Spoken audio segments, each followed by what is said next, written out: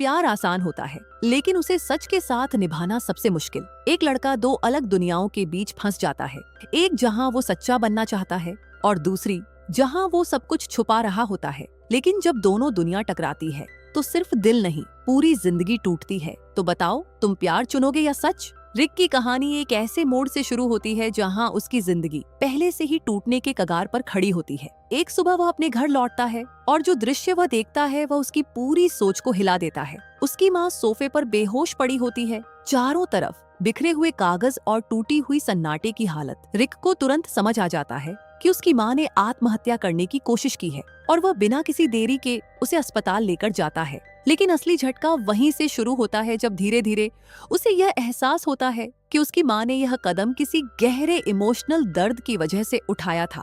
इस घटना के बाद कहानी हमें रिक के पास्ट में ले जाती है, जहाँ उसका परिवार पहले से ही बिखरा हुआ दिखता है।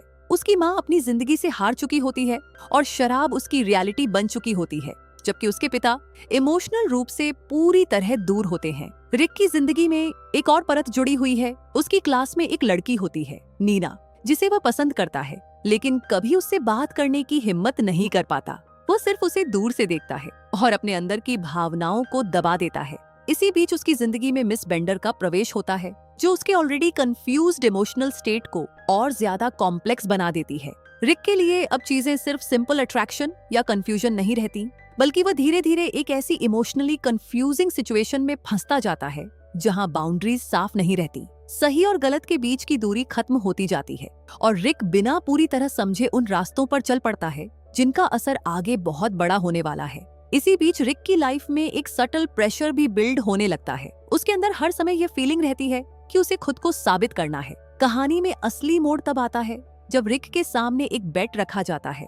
उसे कहा जाता है कि अगर वह नीना को इम्प्रेस कर लेता है तो उसे एक रिवॉर्ड मिलेगा, लेकिन अगर वह फेल हो जाता है तो उसे इसका भारी नुकसान उठाना पड़ेगा। रिक इस चैलेंज को एक्सेप्ट कर लेता है, लेकिन वह ये नहीं समझ पाता कि ये सिर्फ एक गेम नहीं है, बल्कि उसकी पूरी इमोशनल जर्नी का टर्निंग पॉइंट बनने वाला है। रिक को लगता है कि ये उसका चांस है खुद को प्रूव करने का, लेकिन असलियत ये है कि वह धीरे धीरे एक ऐसे खेल में फंस रहा है जहां हर डिसीजन उसे और गहराई में ले जा रहा है। और सबसे बड़ी आयरनी यही है कि रिक अभी भी यही मानता है कि सब कुछ उसके कंट्रोल में है। कहानी अब उस मोड़ पर पहुंच चुकी थी जहां रिक की जिंदगी पूरी तरह इमोशनल केओस में बदल जाती है। एक तरफ नीना होती है जो उसे सच्चे दिल से पसंद करने लगी थी, और दूसरी तरफ मिस बेंडर से जुड़ी हुई वह जटिल स्थिति जो अब छुपी नहीं रह सकती थी। जब मिस बेंडर और रिक के बीच बातचीत चल रही होती है, तभी नीना धीरे धीरे सच्चाई समझने लगती है। उसे पता चलता है कि रिक और मिस बेंडर के बीच कुछ ऐसा चल रहा है जो उसे इमोशनली तोड़ देता है। नीना बिना कुछ कहे वहाँ से जाने लगती है, लेकिन रिक उसे रोकने की कोशिश करता है।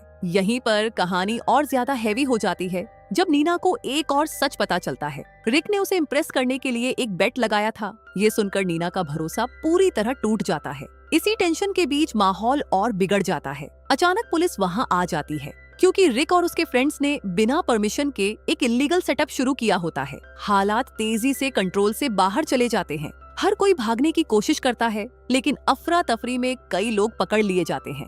रिक किसी तरह वहाँ से निकलने में कामयाब हो जाता है, लेकिन नीना इस पूरे केओस में फंस जाती है। उसके लिए ये एक्सपीरियंस इमोशनली बहुत भारी और ट्रॉमेटिक बन जाता है। अगले दिन रिक पूरी उम्मीद के साथ पुलिस स्टेशन जाता है कि शायद चीजें ठीक हो जाएं या कोई रास्ता निकल आए, लेकिन वहाँ उसे एक और इमोशनल शॉक मिलता है। उसे पता चलता है कि नीना के दिल में अभी भी कहीं ना कहीं फीलिंग्स हैं, लेकिन वह इतनी हर्ट और ब्रोकन है कि वह रिक को सामने देखना भी नहीं चाहती। उसकी चुप्पी रिक के लिए किसी सजा से कम नहीं होती। रिक की पूरी दुनिया वहीं और ज्यादा टूट जाती है। उसे पहली बार ये समझ आता है कि उसके डिसीजंस ने सिर्फ उसे नहीं बल्कि दूसरों को भी डीपली हर्ट किया है। घर लौटकर उसे अपने पिता का फोन आता है। ये कॉल उसके लिए एक और अनएक्सपेक्टेड कॉम्प्लिकेशंस लेकर आता है। उसे अचानक याद आता है कि उसने पुलिस स्टेशन में अपने फादर का नाम नहीं लिया था और अब ये बात फ्यूचर में और बड़ी प्रॉब्लम बन सकती है। रिक के दिमाग में कंफ्यूजन और गिल्ट दोनों एक साथ बढ़ने लगते हैं और तभी एक बड़ा ट्विस्ट सामने आता है। अब तक जो कुछ भी दिखाया गया था वह एक्चुअली एक फ्लैशबैक था। असली कहानी अब उस पॉइंट से आगे शुरू होने वाली है जहां रिक की लाइफ और भी अनप्रिडिक्टेबल डायरेक्शन में जा रही होती है। रिक अब पूरी तरह कॉर्नर्ड फील करता है। उसके पास कोई क्लियर आंसर नहीं बचा होता। दिमाग लगातार प्रेशर में होता है और अंदर ही अंदर वो खुद को खोता हुआ महसूस करता है। ऐसे में वो चर्च जाता है कन्फेशन करने के लिए, शायद अपने अंदर जमा हुए गिल्ट और कंफ्यूजन को थोड़ा हल्का करने के लिए। लेकिन वहां उसे एक ऐसा शॉकिंग दृश्य दिखाई देता है जो उसकी सोच को पूरी तरह हिला देता है। उसका फादर मिस बेंडर के साथ होता है। यह देखकर रिक अंदर से टूट जाता है। उसे यह समझ नहीं आता कि उसके आसपास की दुनिया कितनी कॉम्प्लिकेटेड हो चुकी है। जब वह अपने फादर से कन्फ्रंटेशन करता है तो दोनों के बीच एक इंटेंस और इमोशनल आर्गुमेंट होता है, जहां पुरानी बातें, छुपे हुए सच और गलतफहमियां सब सामने आने लगती हैं। ये रेवलेशन रिक को पूरी तरह इमोशनली शेक कर देता है। इसके बाद रिक अकेला मिस बेंडर के पास जाता है। इस बार उसका रिएक्शन पहले जैसा कंफ्यूज्ड नहीं होता, बल्कि वह धीरे धीरे उस पूरी इमोशनल इन्वॉल्वमेंट से खुद को अलग करने का फैसला करता है। ये उसके लिए आसान नहीं होता, लेकिन ये पहली बार होता है जब वह अपने इमोशंस के बजाय क्लैरिटी को चुनने की कोशिश करता है। फिर वह अपनी माँ से मिलने हॉस्पिटल जाता है। वहाँ उसकी माँ उसे देखकर समझ जाती है कि रिक अंदर से कितना टूट चुका है। वह उसे शांत आवाज में समझाती है कि जिंदगी में हर इंसान गलतियां करता है, लेकिन असली बदलाव तब आता है जब वह उन गलतियों को एक्सेप्ट करके आगे बढ़ता है। ये बात रिक के अंदर एक छोटा लेकिन जरूरी बदलाव लाती है। लेकिन उसकी मुश्किलें अब भी खत्म नहीं हुई होती। कार्लाइल फिर से उसकी जिंदगी में आता है क्योंकि रिक ने बेट का पैसा नहीं दिया होता। वह उसे डराने और दबाव डालने की कोशिश करता है, लेकिन इस बार सिचुएशन पहले जैसी सीरियस नहीं रहती और रिक किसी तरह वहां से निकल जाता है। इस पूरे केओस के बीच रिक धीरे धीरे समझने लगता है कि अब उसे दूसरों पर नहीं बल्कि अपनी जिंदगी पर ध्यान देना होगा। फिर वह एक बड़ा और डिफिकल्ट फैसला करता है।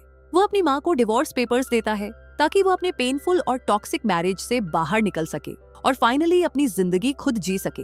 यह रिक के लिए एक इमोशनल टर्निंग पॉइंट होता है, जहां वह सिर्फ ऑब्जर्वर नहीं बल्कि डिसीजन मेकर बनता है। और इसी इमोशनल जर्नी के बाद जब रिक हॉस्पिटल से बाहर आता है तो नीना उससे मिलती है। इस बार माहौल अलग होता है। कोई गेम नहीं होता, कोई मैनिपुलेशन नहीं होता, सिर्फ साइलेंस, ट्रूथ और हेवी इमोशंस होते हैं। रिक सिंसियरली अपॉलॉजी करता है और इस बार नीना उसे इंटरप्ट नहीं करती। वह उसकी बात सुनती है और धीरे धीरे समझने लगती है कि रिक परफेक्ट नहीं है, लेकिन जेन्युइनली बदलने की कोशिश कर रहा है। धीरे धीरे दोनों के बीच की दूरी कम होने लगती है। कोई सडन मिरेकल नहीं होता, बस एक स्लो इमोशनल अंडरस्टैंडिंग डेवलप होती है और इसी क्वाइट इमोशनल क्लोजर के साथ दोनों एक दूसरे के करीब आते हैं और कहानी वहीं पर खत्म हो जाती है।